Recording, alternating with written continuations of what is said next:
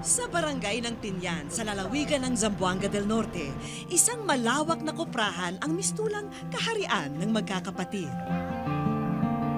Sa kanilang mga ngiti, kilos at tingin, mababakas na para silang mga walang muwang na bata. May problema sa pag-iisip ang anim na magkakapatid. Dili ka. Pero ayon sa mga nakakakilala sa kanila, hindi naman daw sila nananakit. Kana si Wari na Ano, na tuwal. sa amuan sugo. Sugo kabaw. Pumanaw na ang isa pa nilang kapatid na may katulad ding kapansanan. Mabuti na lang daw, biniyayaan sila sa pamilya ng isang prinsesa na handang umalalay sa kanilang kalagayan. Si Annalyn ang ikalawang bunso sa magkakapatid. Kuanan ako kung kaugalingon nga na kung mga abnormal jud ang mga kuan jud sila ba tigid ingon nga kasaligan bitaw din ana ko sa kung kagalingon nga mag-unsa na lang mawala na akong mama ug kuan papa siguro namatay na mi wala pa nagkuan wala pa mi binantayan bitaw. Pero paano na kaya ang mga kapatid niyang sa kanya lang umaasa kung buhay naman niya ang malagay sa alanganin? Sina Eric, Jessie, Jenny, Ruel, Ronald at Warren. Sila ang anim na kapatid na kasama rito ni Annalyn. Nung buhay pa raw ang kanilang kuya Edwin, Snow White and the Seven Dwarfs ang pabirong tawag ng mga tao sa kanila dahil siya ang nag-iisang babae na kasama ng 7 niyang kapatid na lalaki. Hindi raw lubos maisip ni Annalyn kung paano nagkaroon ng sakit sa pag-iisip ang 6 na miyembro ng kanilang pamilya. So itong 6 na to seem to be suffering. Para lang impression ko is mental retardation talaga. Hindi sila baliw. Oo, mga mentally retarded lang. Kasi wala namang kailangang psychotic symptoms na dapat ma-address. Nakakatulog sila, masaya sila, hindi nag-aaway. 2 taon na mula nang naulilang lubos ang magkakapatid. Kaya si Annalyn na ang tumayong ama at ina sa kanilang pamilya. Mabuti na lang daw dahil may mga taong bukas palad pa rin tumutulong sa kanila. Tulad na lamang ng amo niyang si Ricky. Masipag naman yung mga magulang ni Annalyn. Kaso lang dumating ang panahon na nagkasakit tapos namatay. Hanggang sa ilang taon rin, namatay din yung asawa. Ang natira talaga yung si Annalyn lang at saka yung mga kapatid niya. Kaya kawawa naman pagka pinaalis mo pa saan sila pupunta. Kaya sila na lang rin ang inaano namin hanggang sa ngayon.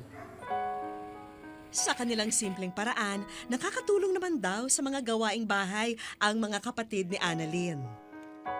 Well, magsablay na diha, well. Kailangang utusan. Kasi pag hindi sila inutusan ni Annalyn, walang mangyayari sa araw nila. Tatayo lang, tutunganga. Kahit kailan, hindi raw narinig na nagreklamo si Annalyn. Yun lang. Si Bunay sa.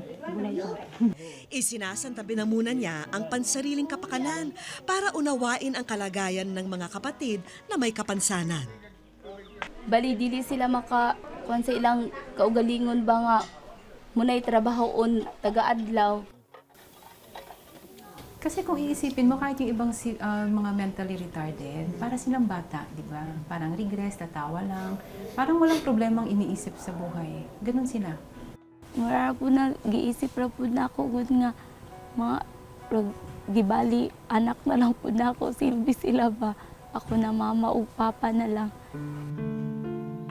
Pero bukod pa pala sa mga inaalagaang kapatid, may 2 anak pang solong inaaruga si Annalyn matapos siyang hiwalayan ng dating nobyo.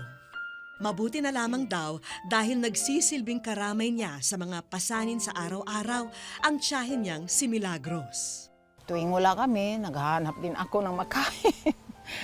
Ang problema ko po dito sa isang anak ko, yung panganay ko, may sakit din. Parang nasiraan na ng bait. Nagwawala lang siya paminsan-minsan. O, talagang nagtatanong ako sa sarili ko, bakit Lord? Bakit ganito ang sitwasyon namin? Bakit nagkaganito sila? Ano kayang klaseng parusa ito, sabi ko. Pero dasal pa rin ako ng dasal. Dating nagtatrabaho sa munisipyo si Annalyn, kaya minsan na rin daw siyang lumapit sa mga dating nakatrabaho para humingi ng kaunting ayuda. Nagpa-check up siya dyan sa center. Tapos, sabi niya, hihingi daw siya ng gamot para sa arthritis. Kasi office by office kami, humihingi ng financial support sa mga office mates ko. Awa ng Diyos, nakalikom naman na kami ng konting halaga.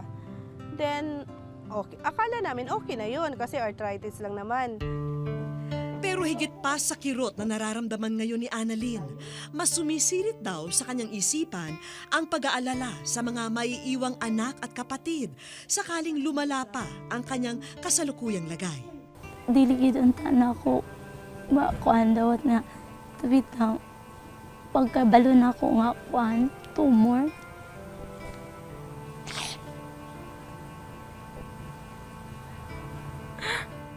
Ano ko nga mag-unsa na lang ko kuan mamatay ko unsa na ako mga igsuon. Luoy kaayo.